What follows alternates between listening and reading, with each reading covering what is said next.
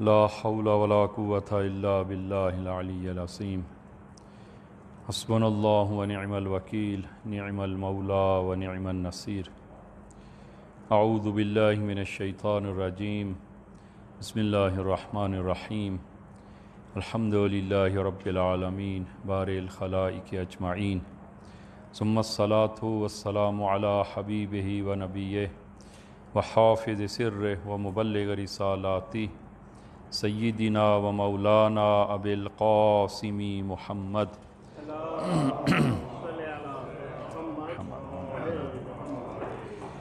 وعلى اہل بیتہ الطیبین الطاہرین المعصومین الذین اذهب اللہ عنہم الرجس وطہرہم تطہیرا اللہم صل علی محمد اللهم صل على محمد وآل محمد اللهم كل وليك الحجة ابن الحسن صلواتك عليه وعلى آبائه في هذه الساعة وفي كل ساعة وليا وحافظا وقائدا وناصرا ودليلا وعينا حتى تسكنه أرضك طوعا وتمتعه فيها طويلا بحق محمد وآلہ الطاہرین اما بعد وإنك لعلى خلق عظیم اوصیکم ونفسی بتقوی اللہ۔ عزیزان، خطبہ اول میں اپنے آپ کو اور آپ عزیزان کو تقوی الہی کی وصیت کرتا ہوں کہ انشاءاللہ خداوند عالم یہ تقوی ہم سب کو عنایت فرمائے۔ ماہ مبارک ربیع الاول اور ولادت بسعادت خاتم النبیین حضرت محمد صلی اللہ علیہ وآلہ اور امام صادق علیہ السلام کے سب سے پہلے امام زمان عجل اللہ تعالیٰ فرجہ الشریف کی خدمت میں ہدیہ تبریک پیش کرتے ہیں، اور اسی طرح آپ تمام عزیزان کو کہ یہ ایام مسعود اور بابرکت ایام انشاءاللہ خداوند عالم ہم سب کو مبارک قرار دے۔ رسول گرامی اسلام صلی اللہ علیہ وآلہ وسلم کے حوالے سے کہ آپ کی ولادت بسعادت ہوتی ہے اور خداوند عالم نے اس انسانیت کی ہدایت کے لیے اپنے آخری نبی رسول گرامی اسلام کو سب سے آخر میں اور خاتم النبیین بنا کر اس دنیا پر بھیجا، اور تاکہ انسانیت کو اس کے تکامل تک رسول گرامی اسلام پہنچائیں اور لے کر جائیں۔ ہم آپ عزیزان کی خدمت میں کہ رسول گرامی اسلام نے اس قدر جلدی اور بہت کم مدت میں آپ نے اپنی رسالت کو جہان اور لوگوں تک پہنچایا، اور آپ اس رسالت میں اور پہنچانے میں آپ 100% کامیاب رہے۔ اور اس کامیابی کا راز کیا ہے اور رمز کی رموز کیا ہیں کہ جس کی بنا پر رسول گرامی اسلام اتنی کم مدت میں وہ کامیاب ہوئے، کہ محققین نے اس بارے میں بہت زیادہ بحث کی ہے، مسلمان اور غیر مسلم محققین نے، کہ پیغمبر اسلام کی کامیابی کا راز کیا ہے، اور پیغمبر اسلام اپنی رسالت میں جو موفق ہوئے ہیں اور کامیاب ہوئے ہیں، تو اس کامیابی کا سبب کیا ہے کہ پیغمبر اسلام نے کل 23 سال آپ کی حیات مبارک یعنی رسالت کے اعلان رسالت کے بعد 23 سال آپ نے اس کار رسالت کو انجام دیا، اور اس معاشرے کو بالکل یکسر بدل دیا، کہ وہ معاشرہ کے جو جہل و گمراہی میں غرق تھا، وہ معاشرہ جو عقائد کے لحاظ سے فاسد عقیدہ اور عمل کے لحاظ سے بدترین اعمال میں مبتلا تھے، تو رسول گرامی اسلام نے ان 23 سالوں میں اس عرب جاہلیت کے عقائد کو بھی بدلا، اور بت پرستی کی جگہ توحید کو آپ نے نافذ کیا اور توحید میں بدل دیا، اور اخلاقی لحاظ سے وہ لوگ کہ جو حقد و کینہ و اختلاف اور دیگر امراض میں مبتلا تھے، اس کو آپ نے وہ محبت و دوستی و مہربانی میں تبدیل کر دیا، کہ وہ لوگ جو عمل اور رفتار کے لحاظ سے بدترین لوگ تھے کہ جو اپنی بیٹیوں کو زندہ درگور کر دیتے تھے، اور اہل شراب و زنا و فحشاء کہ ان تمام برائیوں کو رسول گرامی اسلام نے اس 23 سالہ رسالت میں لوگوں کو وہ ہدایت دی اور ان برائیوں کو معاشرے سے ختم کیا۔ اور اسی طرح اقتصاد کے لحاظ سے، بہداشت کے لحاظ سے رسول گرامی اسلام نے اس معاشرے میں جو تبدیلی آپ لے کر آئے کہ وہ معاشرہ کہ جس کی عکاسی امیر المومنین صلوات اللہ وسلام علیہ فرماتے ہیں کہ یہ لوگ یعنی عرب جاہلیت لوگ گندا پانی پیتے تھے، ان کو پانی صاف پانی میسر نہیں تھا، اور بدترین علاقے میں اور بدترین خلق و خو کے مالک تھے یہ لوگ، اور پیغمبر اسلام نے ان تمام برائیوں کو یکسر بدل دیا اور 23 سال کی مدت میں بدل دیا۔ اور اس قرآن کریم جب عرب جاہلیت کو آپ نے قرآن نے بیان کیا تو 3 کلمے اس بارے میں قرآن نے ذکر کیے ہیں کہ ظن الجاہلیہ، تبرج الجاہلیہ اور حمیت الجاہلیہ، یہ 3 کلمے استعمال کیے ہیں عرب جاہلیت کو بیان کرنے کے لیے، یعنی یہ لوگ فکر جاہلیت کے مالک تھے، تعصب جاہلیت کے مالک تھے، تعصب جاہلیت میں یہ سب سے آگے تھے اور فکر جاہلیت میں سب سے آگے تھے۔ وہ توہمات اور وہ خرافات ان میں رائج تھیں کہ اسلام نے آ کر، رسول گرامی اسلام نے آ کر یکسر ان خرافات کو وہ ختم کیا، اور یہ معاشرہ جو فساد میں غرق تھا تو اس معاشرے کو رسول گرامی اسلام نے اتنے کم عرصے میں وہ ہدایت میں بدل دیا۔ تو یہ کام اتنا آسان نہیں تھا کہ اگر ہم یہ خیال کریں کہ یہ کام اتنا آسان ہو، یہ کام بہت مشکل تھا۔ کہ آپ ملاحظہ فرمائیں کہ حضرت یونس علی نبینا علیہ الصلاۃ والسلام 30 سال انہوں نے تبلیغ کی، اور ان 30 سالوں میں 2 افراد فقط ایمان لائے، اور جناب حضرت نوح علی نبینا علیہ الصلاۃ والسلام تقریباً 950 سال تبلیغ کی، توحید کو لوگوں تک پہنچایا، اور ان 950 سالوں میں 80 لوگ ایمان لائے، فقط 80 لوگ۔ تو آپ کیا خیال کرتے ہیں کہ یہ معاشرے میں اس قدر تبدیلی جو رسول گرامی اسلام لے کر آئے وہ آسانی سے یہ تبدیلی لے کر آئے ہیں، اور معاشرے کو، عرب جاہلیت کے اس معاشرے کو یکسر آپ نے بدل دیا ہے، تو یہ بہت مشکل کام تھا۔ اور رسول گرامی اسلام نے 23 سال کے اس مختصر ترین عرصے میں، جو شاید انبیاء کی نبوت کے اس عرصوں کو اگر آپ ملاحظہ کریں تو شاید سب سے کم ترین عرصہ نبوت وہ رسول گرامی اسلام کا ہے، کہ ان 23 سالوں میں آپ نے اس قدر تبدیلی کس طرح لے کر آئے ہیں، وہ کیا اسباب تھے، اور آپ کی کامیابی کے وہ رموز کیا تھے کہ جس کے تحت یہ اتنی بڑی تبدیلی آپ اتنے کم عرصے میں آپ نے تبدیل کیا معاشرے کو۔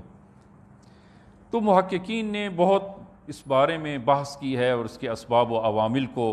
وہ ڈھونڈنے کی کوشش کی ہے اور بیان کرنے کی کوشش کی ہے کہ رسول گرامی اسلام کی کامیابی کے اسباب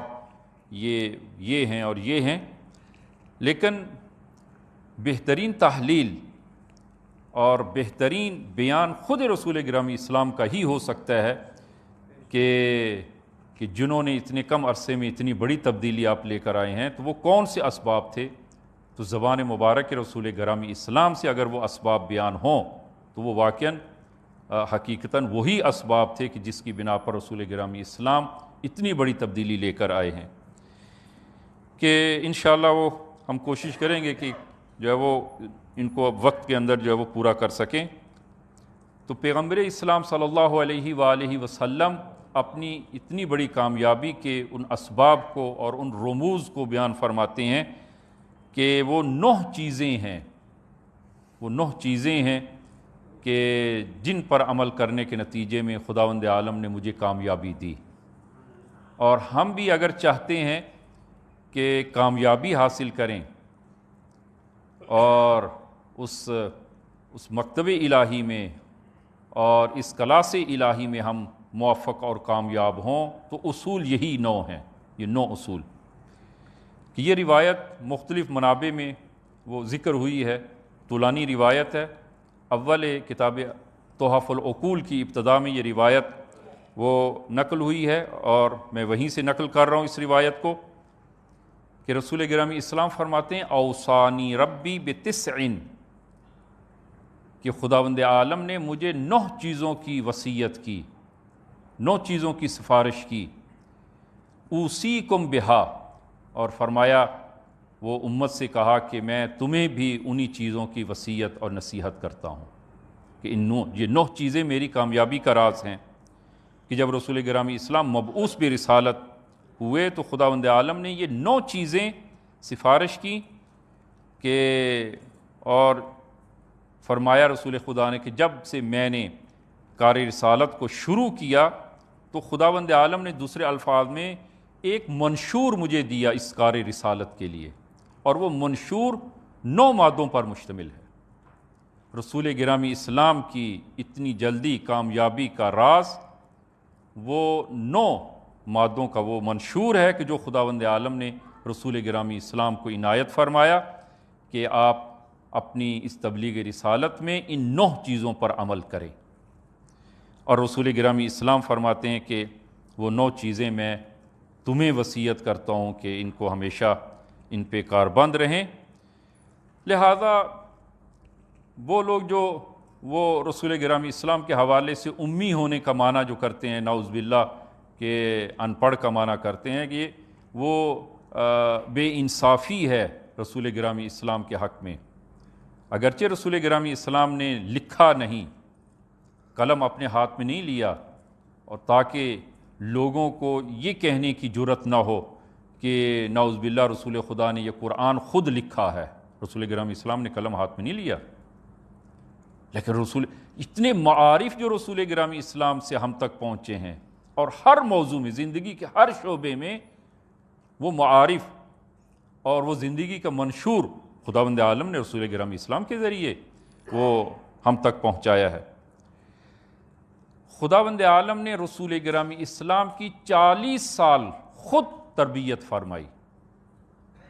معلم اول، اور خداوند رسول گرامی اسلام کے معلم وہ ذات اقدس حق ہیں، رسول گرامی اسلام علم لدنی کے مالک ہیں۔ 40 سال رسول خدا کی خود خداوند عالم نے تربیت فرمائی، آمادہ کیا اس رسالت جہانی کے لیے۔ خداوند عالم نے رسول گرامی اسلام کو آمادہ کیا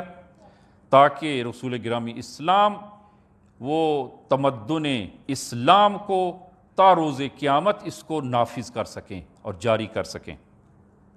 اور رسول گرامی اسلام اس مقصد میں کامیاب ہوئے۔ اور وہ 9 چیزیں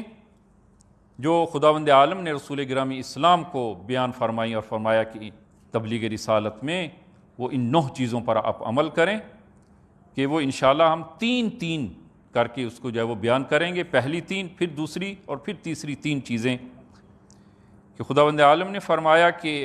رسول خدا فرماتے ہیں کہ خداوند عالم نے مجھے نصیحت کی، اوصانی ربی بتسع اوصیکم بہا، اوصانی بالاخلاص فی السر والعلانیہ والعدل فی الرضا والغضب والقصد فی الفقر والغنا۔ پہلی 3 چیزیں، ان پہلی 3 چیزوں میں جو سب سے پہلی چیز ہے وہ اخلاص۔ خداوند عالم نے مجھے اخلاص کی وصیت کی ہے کہ میں اخلاص سے کام لوں، اور عزیزاً یہ اخلاص یعنی کہ انسان اپنے جو کام ہے، جو کام بھی ہے، اس کو اخلاص یعنی خدا کے لیے وہ انجام دے، اس میں نیت اس کی خدا ہو، الہی نیت ہو، خدا کے لیے ہو۔ اور اگر انسان اس مقام پہ پہنچے اخلاص کے، اگرچہ وہ آپ عزیزان کو وہ مایوس نہیں کرنا چاہتا، لیکن مشکل ہے، میں مثالیں عرض کروں گا اس ضمن میں، لیکن اگر انسان اخلاص سے یعنی خدا کے لیے کام کرتا ہے، خدا کے لیے، حتیٰ انسان اپنے رزق و روزی کے لیے نکلتا ہے تو خدا کے لیے، خدا کے لیے، تو جب یہ فکر انسان میں کہ میں یہ کام خدا کے لیے کر رہا ہوں، اس کا اثر کیا ہے؟ انسان کے وجود میں اس کا اثر جو ہے، انسان کبھی بھی وہ مایوسی اس میں نہیں آئے گی، کبھی بھی تھکاوٹ کا احساس نہیں کرے گا، اس لیے کہ کام خدا کے لیے ہے، کسی کے لیے نہیں ہے۔ لوگ پتھر بھی ماریں پھر بھی انسان اس کو برداشت کرے گا۔ اور رسول گرامی اسلام کو آپ ملاحظہ کریں کہ جب طائف میں جاتے ہیں تو رسول خدا کو پتھر مار مار کر لہو لہان کر دیا، لیکن خدا کے لیے تھا۔ رسول گرامی اسلام نے کبھی بھی نہ تو مایوسی اختیار کی اور نہ ہی تھکاوٹ کا احساس کیا۔ شب و روز اس تبلیغ الہی میں رسول گرامی اسلام وہ انہوں نے صرف کیے۔ لہذا سب سے بڑا اور پہلا اثر جو انسان پر ظاہر ہوتا ہے، انسان کے اندر امید کو وہ یہ احساس، یعنی عمل اگر انسان اخلاص کے ساتھ اور خدا کے لیے انجام دے تو انسان میں مایوسی نہیں ہوگی اور انسان کبھی بھی تھکاوٹ کا احساس نہیں کرے گا، مایوسی کا احساس نہیں کرے گا۔ لہذا اگر ایک ہمسر، ایک زوجہ اپنے شوہر کے وہ اس کے لیے اگر وہ خدمت کرتی ہے گھر میں تو خدا کے لیے، خدا کے لیے، اگر خدا کے لیے ہوگا تو اس صورت میں وہ ان کے مابین وہ اختلاف اور ناچاکی نہیں رہے گی، اختلاف نہیں رہے گا ان کے مابین، اور انسان جو ہے وہ اس اخلاص کے نتیجے میں اپنے اس اعتقاد پر ایک تو ڈٹ جاتا ہے اور پھر مقاومت کرتا ہے، انسان میں مقاومت آتی ہے، صبر آتا ہے، استقامت انسان میں پیدا ہوتی ہے۔ لہذا ملاحظہ فرمائیں کہ اخلاص کی سادہ سی تعریف اور یہ مختصر سی آیا کہ رسول گرامی اسلام صلی اللہ علیہ وآلہ وسلم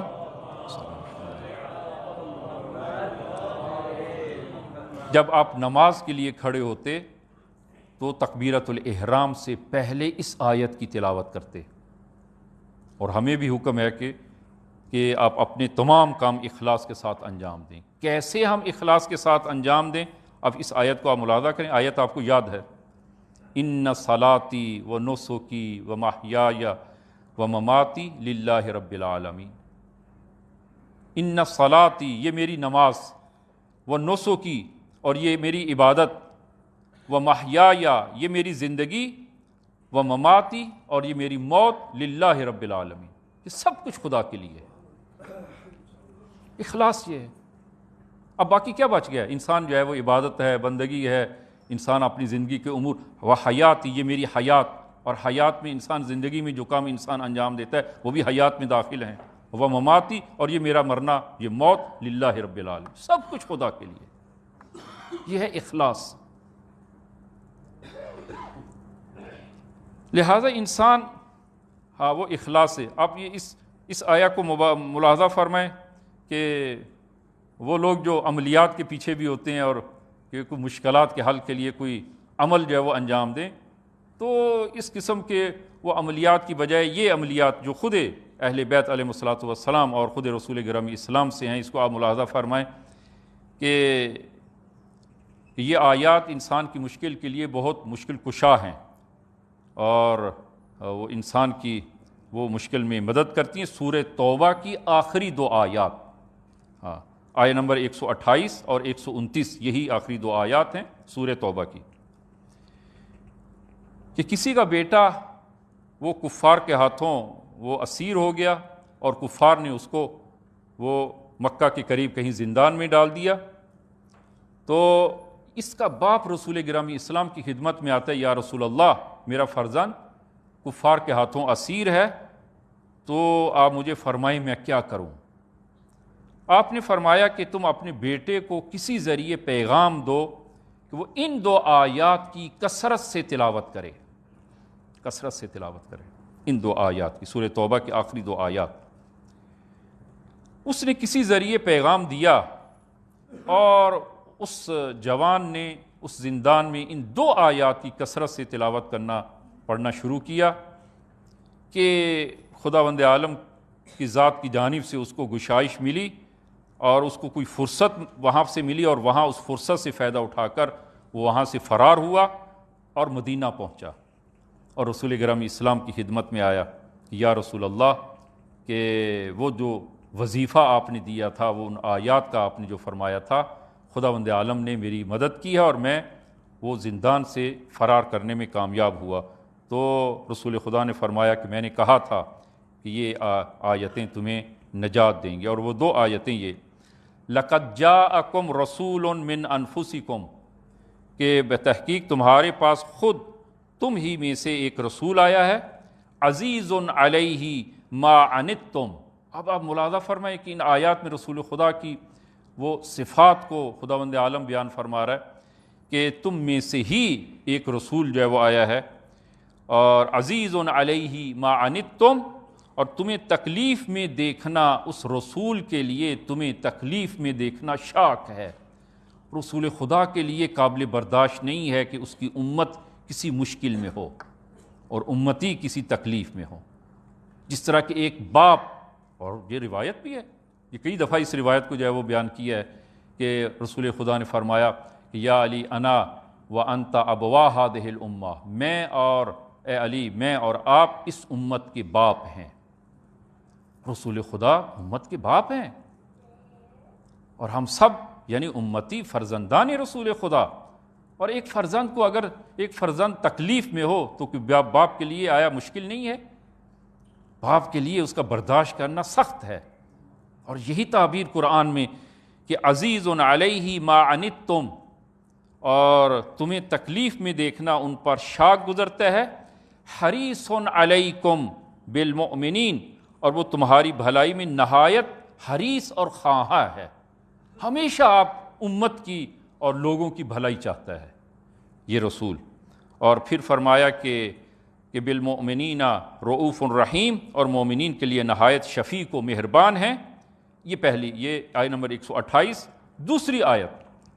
اب دوسری آیت ہماری جو بحث ہم بیان کر رہے ہیں اور عرض کر رہے ہیں اخلاص، یہ دوسری آیت اخلاص کے حوالے سے خداوند عالم فرماتا ہے فَإِن تَوَلَّوْا فَقُلْ حَسْبِيَ اللَّهُ لَا إِلَٰهَ إِلَّا هُوَ۔ فرمایا کہ پھر اگر یہ لوگ وہ روگردانی کریں، آپ سے منہ موڑ لیں، اگر یہ لوگ آپ سے منہ موڑ لیتے ہیں، فَقُلْ حَسْبِيَ اللَّهُ، تو پھر ان سے کہہ دیں میرے لیے خدا ہی کافی ہے۔ توکل، میرے لیے بس خدا ہی کافی ہے، لا الہ الا ہو، اور وہی لائق عبادت و بندگی ہے اور اس کے سوا کوئی معبود نہیں، اور علیہ توکلت، میرا بھروسہ فقط اسی کی ذات پر ہے، میرا بھروسہ اسی کی ذات پر ہے، هو رب العرش العظیم، اور وہ عرش عظیم کا پروردگار ہے۔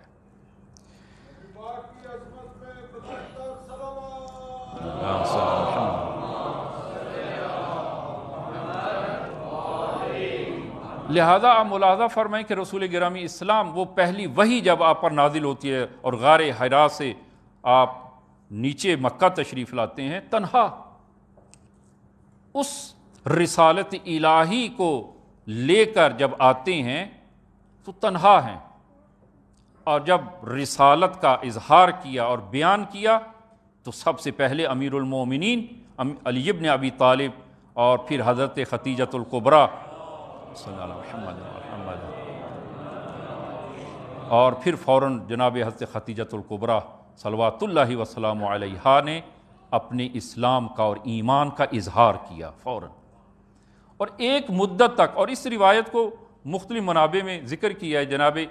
جناب عباس، البتہ اس وقت مسلمان نہیں تھے جب وہ روایت کو نقل کر رہے ہیں، کہ عباس رسول خدا کی چچا وہ اس روایت کو، جب کسی نے پوچھا کہ یہ کون ہے اور کیا کر رہے ہیں، کہ اس روئے زمین پر رسول خدا کے ہمراہ یہ 3 موحد تھے، اس روئے زمین پر، فقط اس روئے زمین پر 3 موحد، خود رسول خدا، اور ان کے پیچھے امیر المومنین، اور ان کے پیچھے حضرت خدیجۃ الکبریٰ، اور اس ترتیب سے خداوند عالم کے حضور وہ عبادت میں اور نماز میں مشغول ہیں، اور اس روئے زمین پر یہ 3 مواہب تھے جب آپ نے کار رسالت شروع کیا ہے۔ تو فرمایا کہ فَإِن تَوَلَّوْا، اگر یہ لوگ منہ پھیر لیں، فَقُلْ حَسْبِيَ اللَّهُ، میرے لیے خدا ہی کافی ہے۔ اور لہذا یہ حسبی اللہ یہ بہت بڑا یعنی درس ہے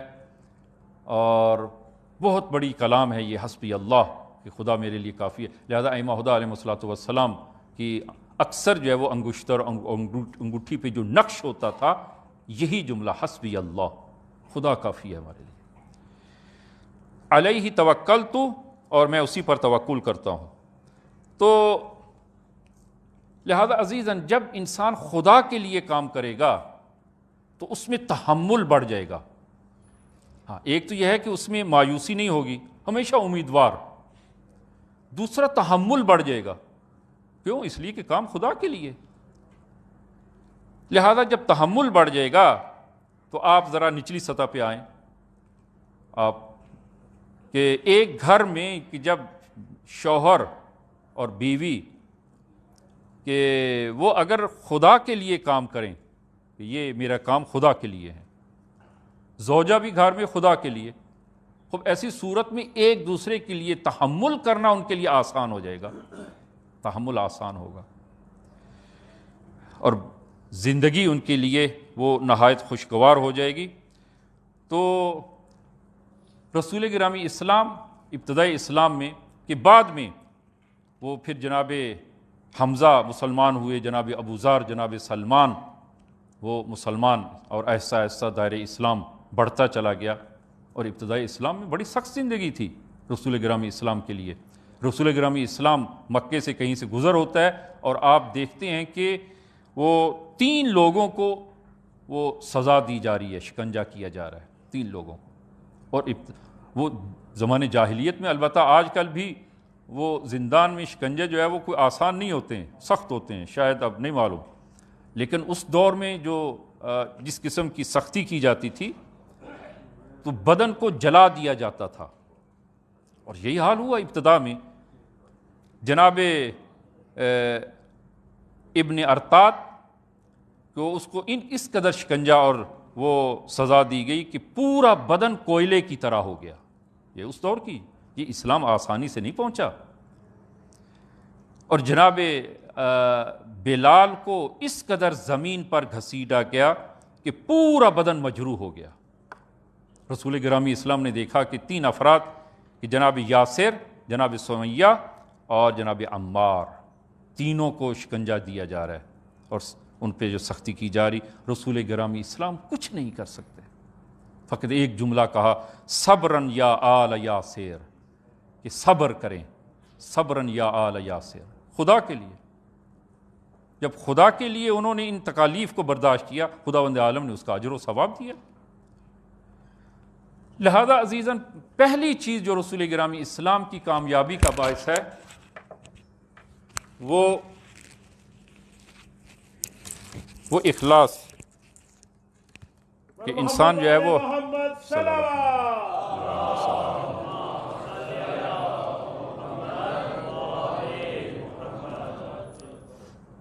اخلاص سے کام لیا جائے۔ اور اخلاص ایسا کیمیا ہے کہ جو مس کو طلا بنا دیتا ہے۔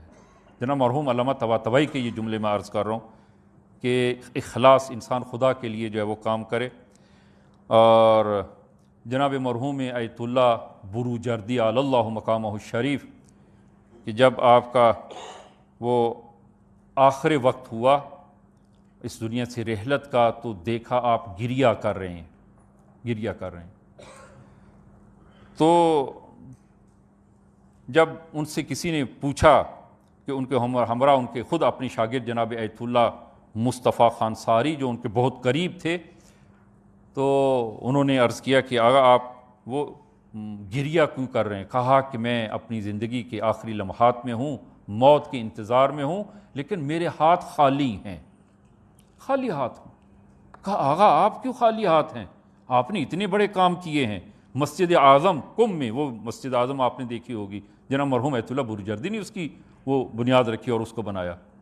اسی طرح جو ہے وہ ایران میں مختلف جگہوں پر انہوں نے بہت سارے وہ ایسے رفائی کام کیے. اسی طرح بیرون ملک ان کے بہت بہت زیادہ خدمات ہیں. اسی طرح تالیفات کے لحاظ سے کہ کتاب جامع الاحادیث جو کئی جلدوں پر مشتمل ہے، اس کتاب کو لکھا انہوں نے، اور بہت سارے وہ آیات اعظام وہ ان کی شاگرد ہیں اور انہوں نے تربیت کی. خود امام خمینی ان کے شاگردوں میں داخل ہیں، جناب آیت اللہ گل پیگانی مرحوم ان کے شاگردوں میں داخل ہیں، اور اسی طرح جناب آیت اللہ مراشی نجفی مرحوم وہ ان کے شاگردوں میں ہے. تو کہا کہ آقا آپ نے اتنا کام کیا ہے تو آپ کیوں کہتے ہیں کہ ہمیں خالی ہاتھ ہوں، گریہ کر رہے ہیں؟ فرمایا کہ میں یہ نہیں کہتا کہ کام نہیں کیا یا تھوڑا کام کیا ہے، بہت کام کیا، لیکن نہیں معلوم خدا کہ ہاں مقبول بھی ہے، قبول بھی ہے یا قبول نہیں معلوم. قبولی معتبر ہے کہ انسان ایک عمل انجام دیتا ہے وہ خدا کی بارگاہ میں قبول بھی ہو، نہیں معلوم قبول بھی ہے یا قبول نہیں ہے. اور پھر ایک جملہ فرمایا، خلص العمل، فرمایا جناب آیت اللہ بروجردی اپنے عمل کو خالص کر لیں، خدا کے لیے خالص کر لیں اپنے عمل کو. فإن الناقد بصیر، قیامت کے دن جو اعمال کو پرکھے گا وہ ذات اقدس حق، وہ ہمارے اعمال کو پرکھے گی. اپنے اعمال کو خالص کر لیں. عزیزاً اپنے اعمال کو ہم کیسے پرکھیں؟ خود انسان کے اندر اب ایک معیار موجود ہے، انسان خود تشخیص دے لیتا ہے. میں سادہ سی مثال آپ عزیزان کی خدمت میں وہ عرض کروں، سادہ سی مثال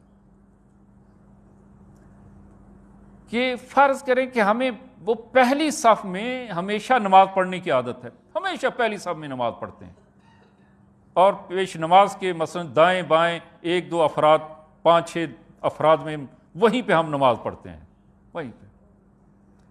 لیکن ایک دن فرض کریں میں لیٹ ہو جاتا ہوں اور مجھے پہلی صف میں وہاں جگہ نہیں ملتی، مجھے دوسری تیسری صف میں مجھے جگہ ملتی ہے، اور میں اپنے اندر ایک احساس کرتا ہوں، شرمندگی کا احساس کرتا ہوں کہ نہ آج مجھے پہلی صف میں نہیں کھڑا ہو سکا، آج پہلی صف میں نہیں کھڑا ہو سکا. لوگ کیا کہیں گے؟ ہمیشہ میں پہلی صف میں کھڑا ہوتا تھا، آج میں دوسری صف میں تیسری صف میں کھڑا ہوں. عزیزان اگر ذرا دقیق ہو جائیں تو یہ خالص عمل نہیں ہے جو پہلے انجام دیتا رہو. فرق نہیں، خدا کے لیے ہے، پہلی صف میں نماز جگہ نہیں ہے، دوسری صف میں جگہ نہیں ہے، تیسری صف میں خدا کے لیے عمل جو ہے وہ.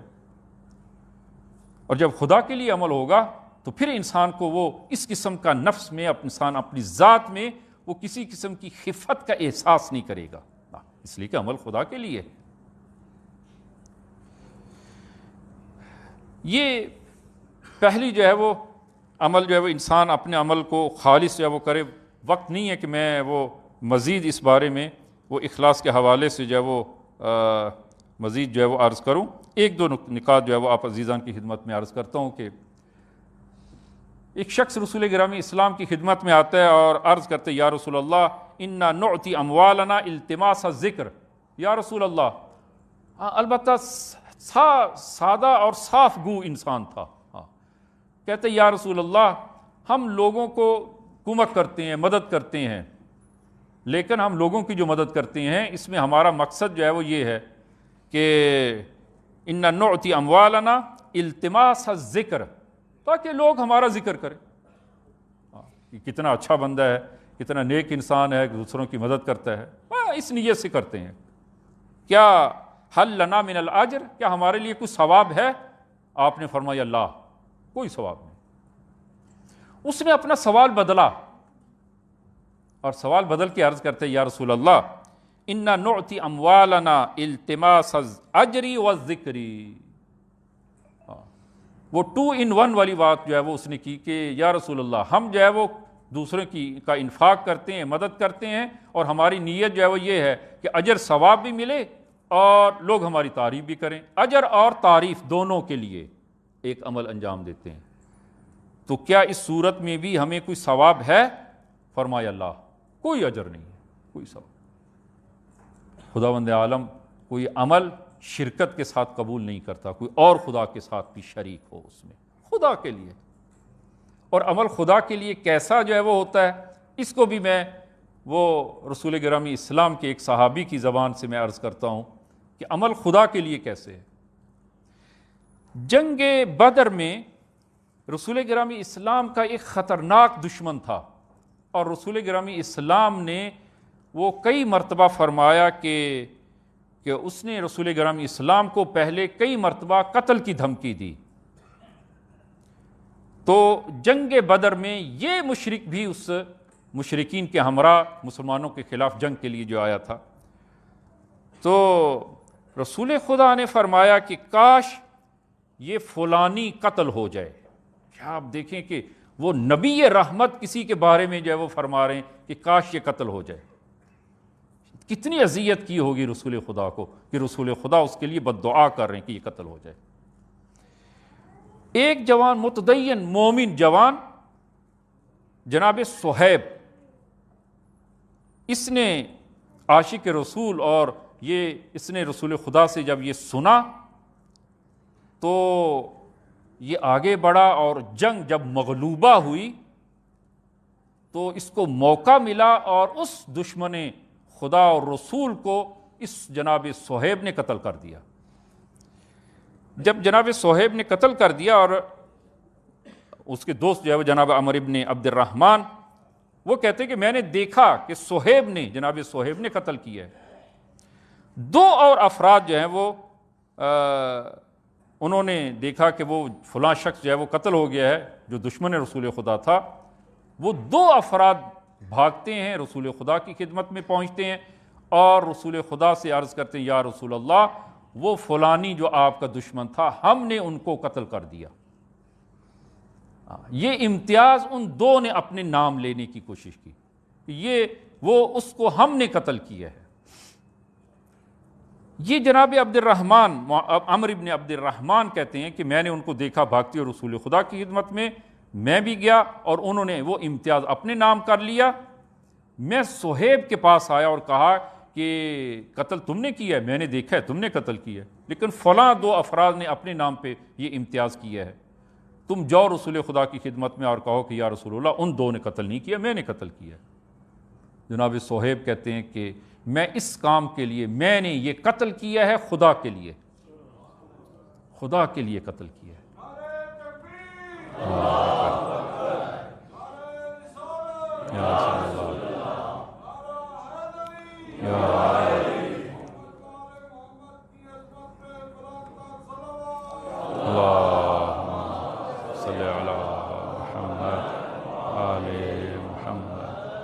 لہٰذا میں اس کام کے لیے رسول خدا کی خدمت میں نہیں جاؤں گا،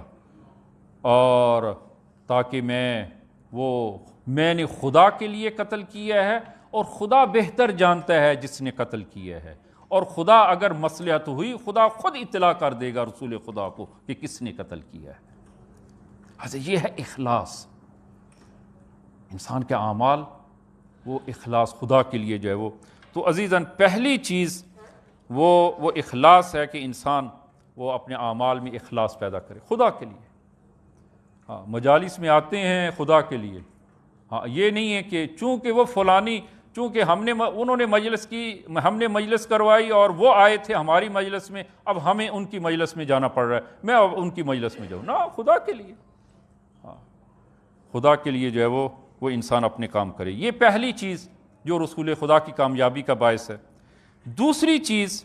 القصد فی الغنا والفقر، کہ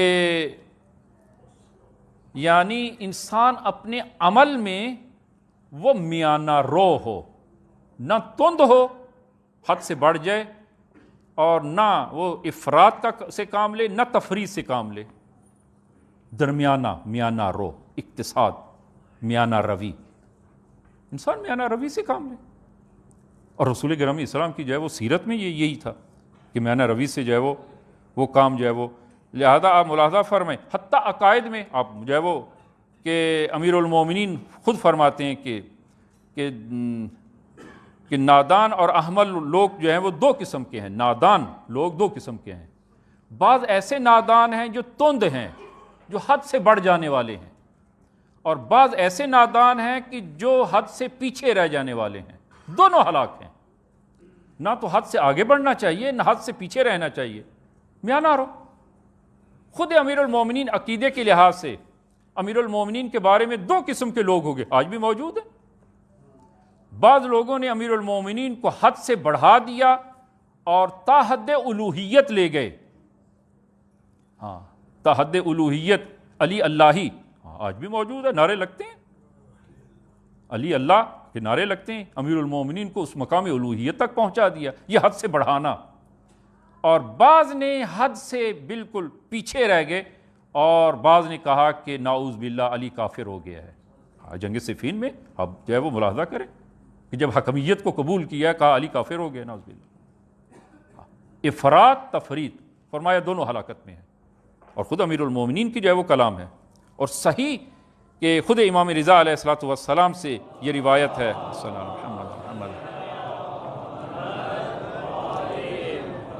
فرمایا کہ ہمارے شیعہ حد وسط میں ہیں, نہ آگے نہ پیچھے, حد وسط میں, اعتدال. تو اسی عبادات میں تمام امور میں انسان اقتصاد سے اور وہ میانہ روی سے کام لے. حتیٰ عبادات میں بھی انسان اس قدر عبادت میں مشغول نہ ہو جائے کہ وہ بیوی بچوں کی خبر نہ لے. جس طرح کہ جو ہے وہ ایک گروہ مسلمانوں میں وہ صوفیہ کا گروہ جو ہے وہ کہ جو ہر چیز کو چھوڑا کے وہ پہاڑوں میں جا کر انہوں نے عبادت کرنا شروع کر دی. اور رسول خدا کے دور میں وہ اس قسم کے ایک دو واقعات پیش آئے اور رسول گرامی اسلام نے سختی سے پیش آئے ان کے ساتھ. اور امیر المومنین کے دور میں بھی, اور آج بھی جو ہے وہ موجود ہے ایک گروہ تاریخ دنیا کے عنوان سے جو ہے وہ. تو لہذا فرمایا کہ یہ اقتصاد سے جو ہے وہ میانہ روی سے جو ہے وہ کام لیا جائے. کہ امیر المومنین فرماتے ہیں لا یر الجاہل الا مفرطا او مفرطا, جاہل یا مفرط ہے یا مفرط ہے, یا افراط سے کام لیتا ہے یا تفریط سے کام لیتا ہے. مومن وہ میانہ رو ہے, اقتصاد اور میانہ روی. اور اسی طرح جو ہے وہ آپ ملاحظہ فرمائیں کہ رسول گرامی اسلام کہ 9 چیزیں آپ کے عزیزان کی خدمت میں عرض کیا کہ پہلی چیز اخلاص ہے, اور دوسری چیز میانہ روی. اور فتح مکہ کے بعد اہل مکہ نے رسول گرامی اسلام کو 13 سال جو ہے وہ رسالت کی تبلیغ رسالت 13 سال مکہ میں انجام دی, لیکن مسلمان بہت کم مسلمان جو ہے وہ ہوئے. اور جو اذیتیں اٹھانا پڑیں رسول گرامی اسلام کو اور تاریخ میں آپ کے سامنے ہیں. اور حتیٰ فرمایا کہ مجھ سے پہلے جو اذیتیں مجھے دی گئی ہیں مجھ سے پہلے کسی نبی کو وہ اذیتیں نہیں دی گئیں. کار رسالت جو ہے وہ آسان نہیں تھا, لیکن جب مکہ فتح ہو گیا تو میں وہ افراط اور تفریط والی بات جو ہے وہ آپ عزیزان کی خدمت میں آپ ملاحظہ کریں. رسول خدا کی عجیب ذات ہے کہ جب مکہ فتح ہو گیا تو ایک صحابی ظاہراً تاریخ میں جناب وہ ساتھ تھے, تو انہوں نے علم جو ہے وہ یہی مکہ فتح ہونے کے بعد ہندا اسی جو ہے وہ مکہ میں ہے, ابو سفیان ابھی مسلمان نہیں ہوا وہ بھی مکہ میں ہے. اور جو جنگ بدر میں جو کیا ہے جنگ احد میں کہ حضرت حمزہ کا کلیجہ جو ہے وہ ہندا نے چبایا, مسلح کیا حضرت حمزہ کو. تو انہوں نے پرچم مسلمان جو ہے وہ ایک صحابی انہوں نے ایک پرچم ہاتھ میں لیا اور گھوڑے پر سوار ہو گئے, تلوار نکال لی, تلوار کو ہوا میں لہرانا شروع کیا اور مکہ کی گلی کوچوں میں اس نے فریاد بلند کی الیوم یوم الملحمہ, الیوم یوم الملحمہ, کہ الیوم تستحل الحرمہ. یہ نعرہ اس نے بلند کیا, آج وہ بدلے کا دن ہے, آج خون کا دن ہے. مکہ کی گلیوں میں اس نے یہ نعرہ بلند کیا. جب مکہ والوں نے یہ بڑے بڑے جو ابھی مسلمان نہیں ہوئے تھے انہوں نے یہ نعرہ سنا, کہا کہ آج شاید جو ہے وہ مکہ وہ خون کی ندیاں یہاں بہنا شروع ہو جائیں. گھروں میں گھس کے دروازے بند کر لیے. رسول گرامی اسلام کو اطلاع ملی کہ اس قسم کا نعرہ وہ مکہ میں بلند کیا ہے. امیر المومنین کو بلایا رسول خدا نے اور فرمایا جاؤ علی, وہ اس سے علم اور پرچم اور تلوار لو اور اس نے جو نعرہ بنایا ہے اسی کے وزن پر نعرہ بناؤ۔ امیر المومنین نے نعرہ جو بنایا اور مکہ کی گلی کوچوں میں اس کو بلند کیا، فرمایا کہ الیوم یوم المرحمہ، آج رحمت کا دن ہے، آج عفو عمومی کا دن ہے، الیوم یوم المرحمہ، اسی وزن پر اس نے کہا الیوم یوم الملحمہ، آج قیامت وہ قتل کا دن ہے اور بدلہ لینے کا دن ہے۔ امیر المومنین نے جو نعرہ فرمایا الیوم یوم المرحمہ، آج رحمت کا دن ہے۔ نعرہ حیدری پر محمد وآل محمد صلی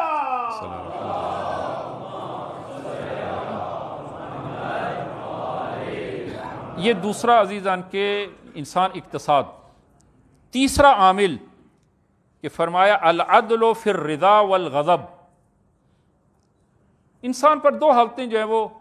کبھی جب انسان رضایت کی حالت میں ہے، خوشحالی کی حالت میں ہے، کبھی غضب کی حالت میں ہے، دو حالتیں انسان پہ۔ فرمایا کہ مومن وہ رضا اور غضب میں ہمیشہ عدل کا دامن ہاتھ سے چھوٹنے نہیں دیتا، ہمیشہ عدل سے کام لیتا ہے۔ العدل فی الرضا والغضب، وہ رضا انسان جو ہے وہ خوشحالی کی حالت میں ہو تب بھی عدل سے کام لے، اگر غضب کی حالت میں ہے تب بھی عدل سے کام لے، تبھی عدل سے کام لے۔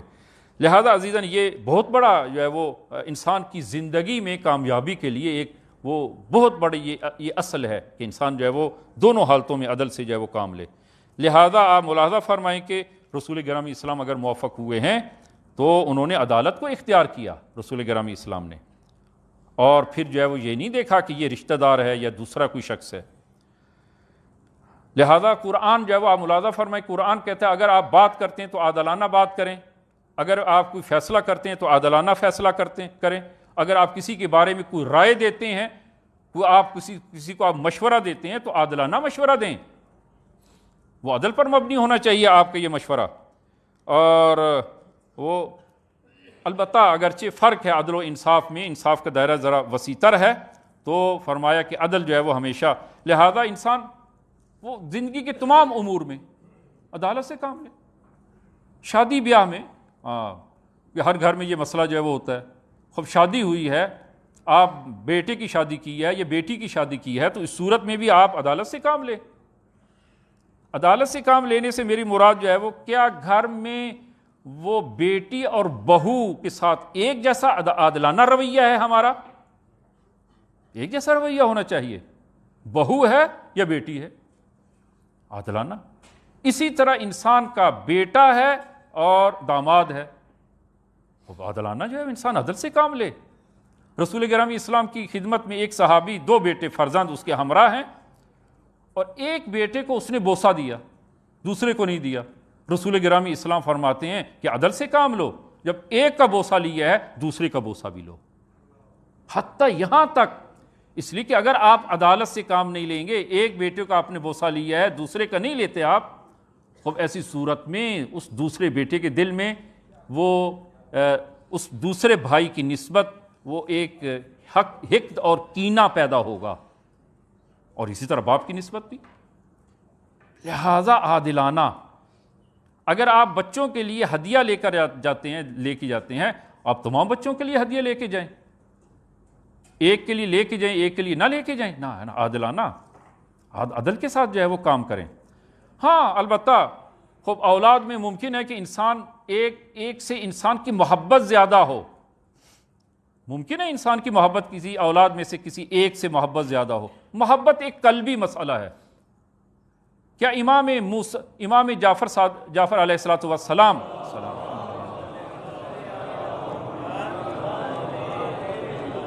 امام کی جتنی اولاد ہے تو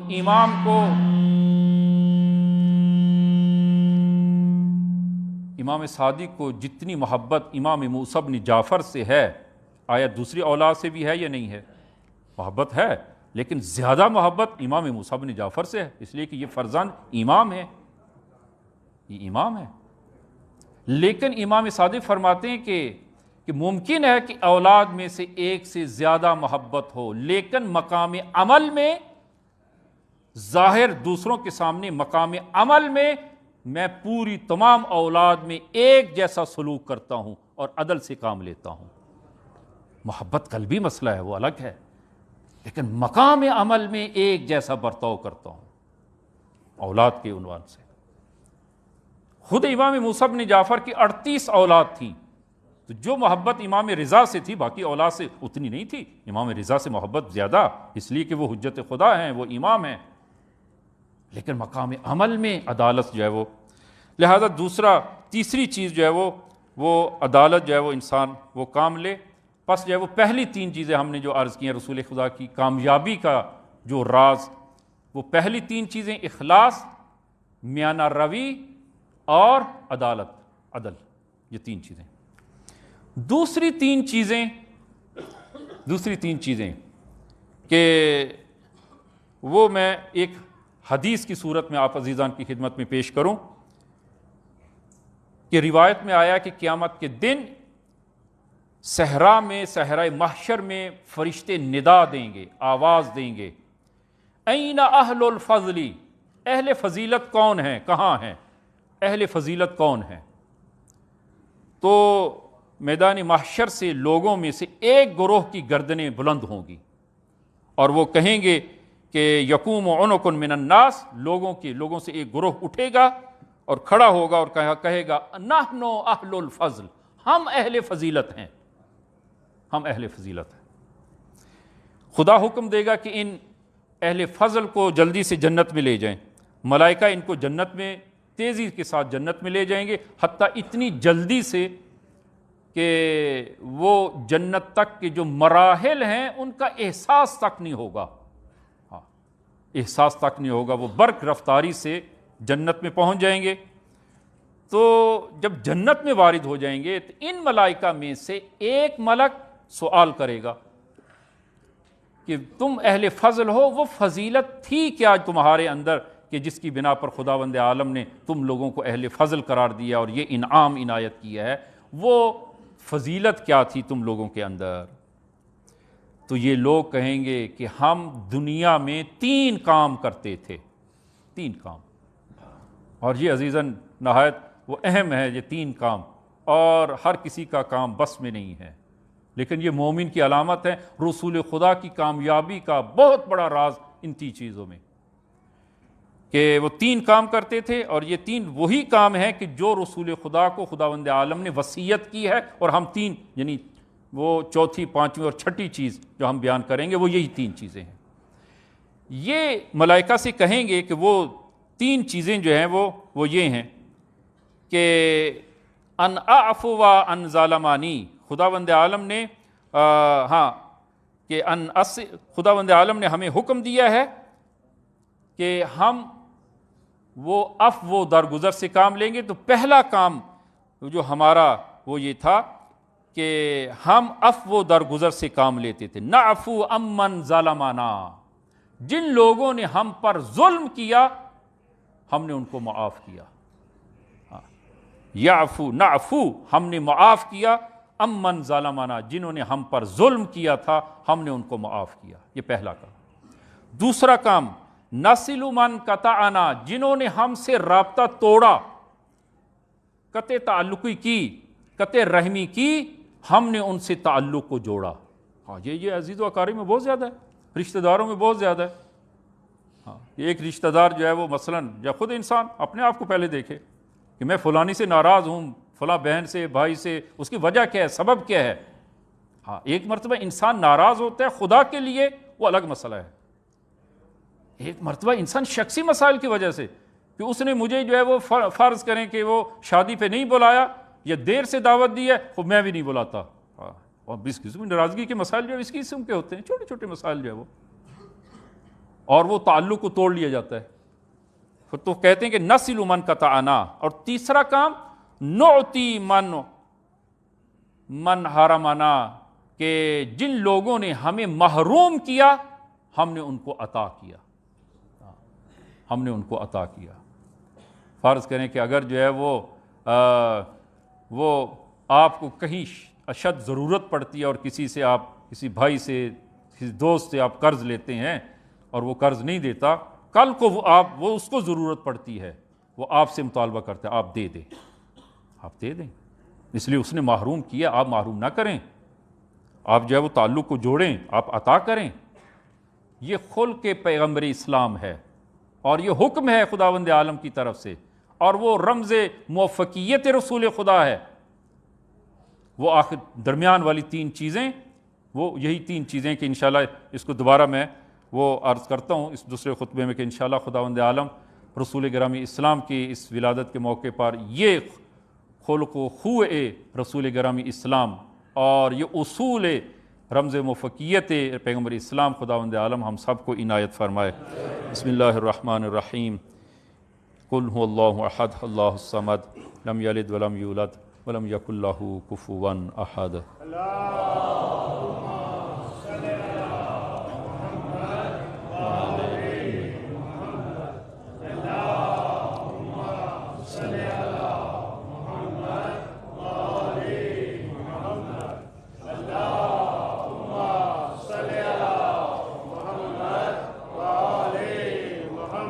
بسم اللہ الرحمن الرحیم۔ الحمدللہ رب العالمین،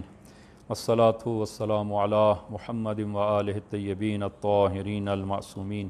اللہم صل علی محمد المصطفیٰ، اللہم صل علی علی المرتضیٰ، اللہم صل علی فاطمۃ الزہراء، اللہم صل علی الحسن المجتبیٰ، اللہم صل علی الحسین الشہید بکربلا، اللہم صل علی علی بن الحسین، اللہم صل علی محمد بن علی، اللہم صل علی جعفر بن محمد، اللہم صل علی موسیٰ بن جعفر، اللہم صل علی علی بن موسیٰ الرضا،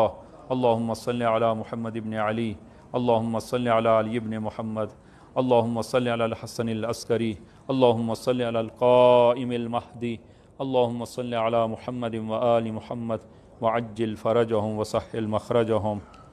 اوصیکم ونفسی بتقوی اللہ۔ عزیزان، خطبہ دوم میں بھی اپنے آپ کو اور آپ عزیزان کو تقوی الہی کی وصیت کرتا ہوں کہ انشاءاللہ خداوند عالم یہ تقوی ہم سب کو عنایت فرمائے۔ تو وہ تین چیزیں، چوتھی اور پانچویں، یعنی پہلی چیز کہ اخلاص، اپنے عمل میں اخلاص، اور دوسری چیز میانہ روی، اور تیسرا اصول جو خداوند عالم نے رسول خدا کو دیا کہ وہ اقتصاد اور میانہ روی سے کام لیا جائے، اور تیسری چیز جو ہے وہ رسول خدا کو جو آپ نے فرمائی کہ عدل و انصاف سے کام لیا جائے غضب و رضا کی حالت میں، اور چوتھی چیز کہ فرمایا کہ رسول خداوند عالم نے مجھے حکم دیا ہے کہ ان اصل من قطعنی، کہ جس نے مجھ سے قطع تعلق کیا ہے میں اس کے ساتھ تعلق کو جوڑوں، ان اصل من قطعنی، اور ان اعطی من حرمانی، جس نے مجھے محروم کیا ہے میں اس کو عطا کروں۔ اور رسول خدا ملاحظہ فرمائیں آپ کی زندگی کہ، اور تیسری چیز جو ہے وہ کہ وعفو، اور فرمایا کہ ان اعفو عن امن ظالمانی، اور جس نے مجھ پر ظلم کیا ہے میں اس کو معاف کروں۔ اور قرآن کی آیات کو آپ ملاحظہ فرمائیں کہ یہ جو رسول گرامی اسلام کو جو خداوند عالم نے یہ خطاب اور یہ سند عنایت کی ہے، وَإِنَّكَ لَعَلَىٰ خُلُقٍ عَظِيمٍ، اور کئی مرتبہ اس کو ہم نے ذکر کیا ہے کہ امام صادق علیہ السلام سے یہ حدیث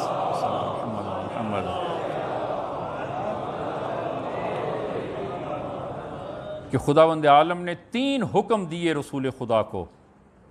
فرمایا خُذِ الْعَفْوَ وَأْمُرْ بِالْعُرْفِ وَأَعْرِضْ عَنِ الْجَاهِلِينَ، یہ تین حکم دیے۔ اور اسی طرح جو ہے وہ سورہ آراف میں ارشاد خداوندی ہوتا ہے خُذِ الْعَفْوَ، اے رسول آپ معاف کریں، ان لوگوں کو معاف کریں جنہوں نے وہ آپ کے حق میں ظلم کیا اور آج پشیمان ہے اور نادم ہے، آپ معاف کریں۔ اور اسی طرح آپ سورہ آل عمران آیہ نمبر 159 میں وَعْفُ عَنْهُمْ، فرمایا ان سب کو معاف کریں۔ لہذا آپ فتح مکہ میں آپ ملاحظہ کریں، فتح مکہ میں کہ جب وہ اعلان کیا اس صحابی نے کہ آج الیوم یوم الملحمہ، تو امیر المومنین نے جو اعلان کیا الیوم یوم المرحمہ، اور اس کے بعد رسول خدا نے وہ تمام لوگوں کو فرمایا کہ آج کے دن میں تمام کو معاف کرتا ہوں، سب کو معاف کیا۔ انتم الطلقاء، تم سب آزاد ہو۔ اگر رسول خدا چاہتے تمام اہل مکہ کو غلام بنا لیتے، تمام اہل مکہ کو غلام بنا لیتے، اس لیے کہ جہالت جنگ میں ہے اور جنگ کی حالت میں جو لوگ قیدی ہوں وہ کیا ہیں؟ وہ غلام. اگر چاہتے سب کو غلام بنا لیتے، لیکن فرمایا انتم الطلقاء، تم سب آزاد ہو. لہذا حضرت زینب کبریٰ صلوات اللہ وسلام علیہا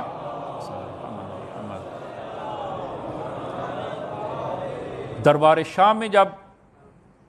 اس نے اہل بیت کے حق میں جب توہین کی تو بی بی نے جو خطبہ ارشاد فرمایا اور اس میں فرمایا یبن الطلقاء، اے ہمارے آزاد کردہ کے بیٹے، تمہارے ماں باپ تو ہمارے آزاد کردہ ہیں، میرے نانا نے آزاد کیا ہے. انتم الطلقاء، رسول خدا نے فتح مکہ کے بارے کے وقت جب آپ نے فرمایا انتم الطلقاء، سب کو آزاد کر دیا. پس پہلا حکم جو رسول خدا کو فرمایا کہ ان اعفو من ظلمنی، جس نے مجھ پر ظلم کیا ہے میں اس کو معاف کروں، جو خدا نے مجھے وصیت کی ہے. یہ چوتھا. پانچواں ان اصل من قطعنی، جس نے مجھ سے تعلق کو توڑا ہے، قطع رحمی کی ہے، میں اس سے تعلق کو جوڑوں. اور ان اعطی من حرمانی، کہ جس نے مجھے محروم رکھا ہے، محروم کیا ہے، میں اس کو عطا کروں، میں اس کو محروم نہ کروں. یہ 6 اصول اور ایک فہرست جو ہے وہ فقط آخری 3 اصول جو رسول خدا کی کامیابی کا باعث تھے، اور رسول خدا نے اتنی جلدی 23 سال کی مدت میں اتنا بڑا انقلاب وہ برپا کیا معاشرے میں تا روز قیامت. وہ آخری 3 چیزیں جو ہیں وہ کہ فرمایا کہ ان یکونا نطقی ذکرا، کہ میرا نطق ذکر ہونا چاہیے. خدا نے مجھے وصیت کی ہے میں جب بھی بولوں وہ خدا کا ذکر ہو، خدا کی یاد ہو، خدا سے ہٹ کر میں کوئی کلام نہ کروں. البتہ انسان جب کلام کرتا ہے تو اگر اس کی کلام میں وہ لغو نہ ہو اور اس کی کلام باطل نہ ہو، اور اگر اس کی کلام فرض کریں کہ وہ حتیٰ اپنے گاہک کے ساتھ جو ہے وہ معاملہ کرتا ہے اور معاملہ خدا کے لیے کرتا ہے، تو اس کا یہ بولنا بھی خدا کے لیے ہوگا، یہ بھی ذکر ہے، یہ بھی ذکر ہوگا. اگر اس کی کلام باطل نہ ہو، فاسد نہ ہو، اس کی کلام جھوٹ پر مبنی نہ ہو، تو ان یکونا نطقی ذکرا اور ونظری عبرا، اور خدا نے مجھے حکم دیا ہے ونظری عبرا، اور میری نگاہ وہ عبرت آمیز ہو. میں جو جس چیز کو دیکھوں، اور یہ اصول ہیں زندگی کے اور اسلامی اصول ہیں، ونظری عبرا، کہ میری نگاہیں جو ہیں وہ عبرت آموز ہوں. اور نواں اصول جو ہے وہ سمتی فکرا، اور میں جب خاموشی اختیار کروں تو یہ میری خاموشی بھی فکر ہونی چاہیے، فکر ہونی چاہیے. اور یہ مومن کی علامات میں سے جو ہے وہ علامت، میں اس ضمن میں ایک حدیث جو ہے وہ آپ عزیزان کی خدمت میں جو ہے وہ پیش کروں کہ رسول خدا سے حدیث، یہ اصول کافی جلد نمبر 2 میں یہ حدیث ہے کہ رسول خدا فرماتے اِنَّ اولیاء اللہ، جو اولیاء خدا ہیں، اولیاء خدا سکتو، اگر وہ خاموش ہوتے ہیں، فکانہ سکوتہم ذکرا، ان کی خاموشی ذکر ہوتی ہے. اگر وہ خاموش ہوتے ہیں تو وہ ایسا نہیں ہے ہماری طرح خاموش ہے، نہ، ان کی خاموشی ذکر ہوتی ہے. خاموش ہوتے ہیں تب بھی ذکر الہی میں ہوتے ہیں. وَنَظَرُوا فَكَانَ نَظَرُهُمْ عِبْرَةً، اور جب وہ کسی چیز کو دیکھتے ہیں عبرت کی نگاہوں سے دیکھتے ہیں. عزیز، انسان جس پہ نگاہ پڑتی ہے انسان جو ہے وہ اس کو عبرت کی نگاہ سے دیکھے، عبرت کی نگاہ سے. اب وقت نہیں ہے کہ اس بارے میں جو ہے وہ کوئی میں مثالیں جو ہے وہ عرض کروں. وَنَطَقُوا فَكَانَ نُطْقُهُمْ حِكْمَةً، اور اولیاء خدا جب بولتے ہیں تو ان کی کلام حکمت ہوتی ہے، ان کی کلام فاسد نہیں ہے، ان کی کلام لہو و لعب پر نہیں ہے، ان کی کلام باطل نہیں ہے، ان کی کلام غیبت اور جھوٹ نہیں ہے، ان کی کلام حکمت ہے.